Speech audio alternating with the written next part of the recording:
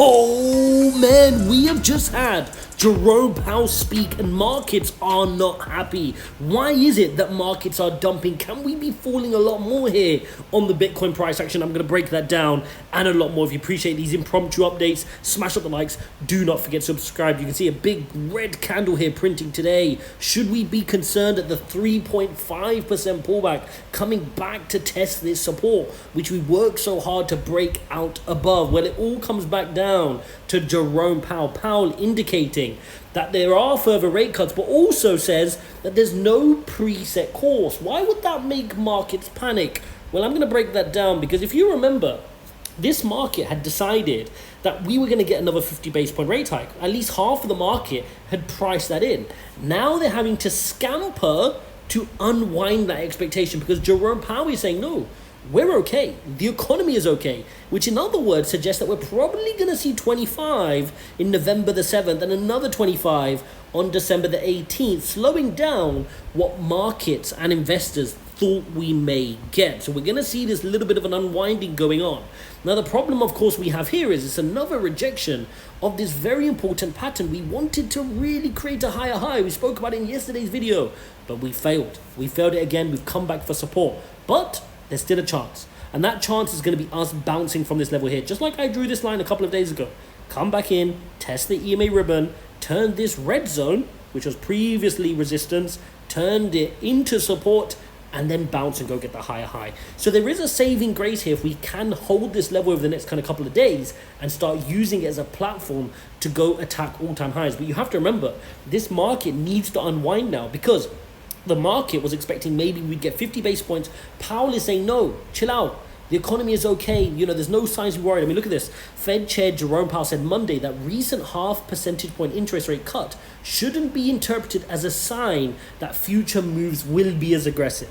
In other words, he's saying just because I did 50 basis points then, don't expect it again. But remember, at least half of the market were pricing that in.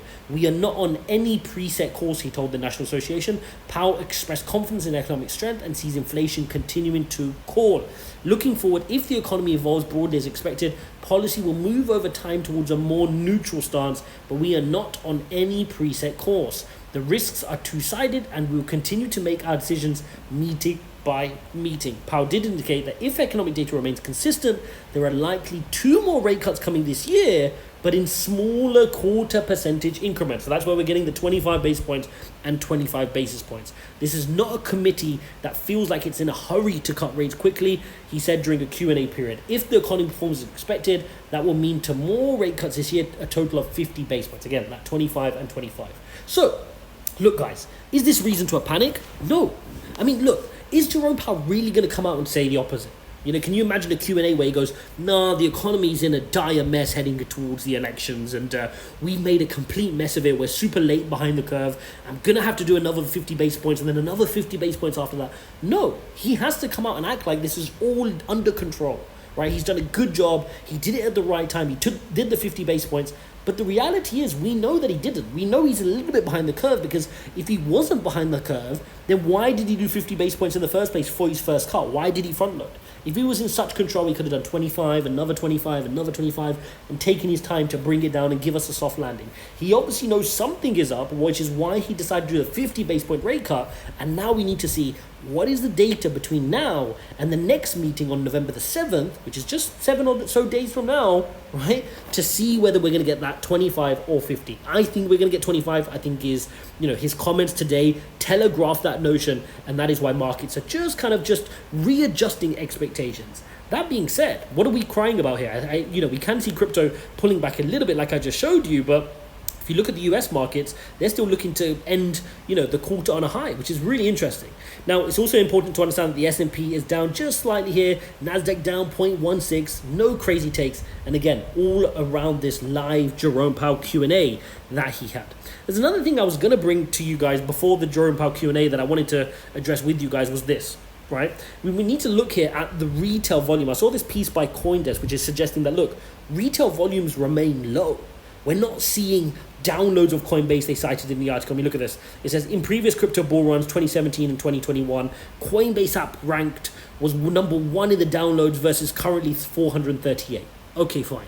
The amount of Bitcoin owned by short-term holders is approximately 2.5 million tokens, a level typically associated with bear markets. NFT gas fees has fallen to 2%, down significantly from 40% in 2021. Look, we are early, and that's why as the thumbnail, I said, look guys, this is just the start. If you think this is, something crazy because Bitcoin sat here at 65,000 or close to thereabouts, no. This is what I was trying to explain in yesterday's video. Bitcoin is sat here at 63, 65,000, despite interest being relatively low. Can you imagine what happens when the FOMO comes in? I've been around in previous cycles. This is not the FOMO. This is not the level you see when Bitcoin hit 69,000 in 2021. This is not the same. Can you imagine when that FOMO comes in, when people actually have spare money to put into crypto? That's when we're going to see something exciting. And as those interest rates come down, as people have a little bit more disposable income, you'll start to see more money flow into crypto, and we'll be able to monitor that through the total market cap. Remember, look at total market cap. This is always a really good indication for you guys to understand what is going on. Just zoom out to the weekly chart, come here, and you will see that in the previous cycle, towards the end of 2021, when we hit 69,000 on Bitcoin, Bitcoin hit an all-time, crypto market, hit an all-time high market cap of 3 trillion. So far, we're nowhere near that, guys. We're at 2.1 trillion. Despite Bitcoin ETFs, despite Ethereum spot ETFs, we are majorly early. This is why I'm so excited for this market. Bitcoin is at 63 to 65,000 range, holding here for a while, despite us being super early, right? And that's what's crazy right now. I can only imagine once this interest rates start loosening, we get to a neutral stance, which is, kind of having interest rates where it's not tightening the economy, but at least just chilling. And then guess what? Central banks always start to print, and they'll soon turn it from a neutral stance to a loosening stance, an easing stance, which is where they're putting money actively net in your pocket. And when they're doing that, that's when we start to see risk on assets really start to move, and that's what I'm excited about. So there you have it, guys. There is an update on what Jerome Powell said. Hopefully you appreciate this, guys. Look, nothing to worry about. If he doesn't do 50 basis points, it's not the end of the world. He's done 50 already. Another 25 and 25 towards the end of the year would be a good wrap up for this year, and then more cuts in Q1 next year. Hopefully you enjoyed. Smash the likes. Don't forget to subscribe, and I'll see you in the next one.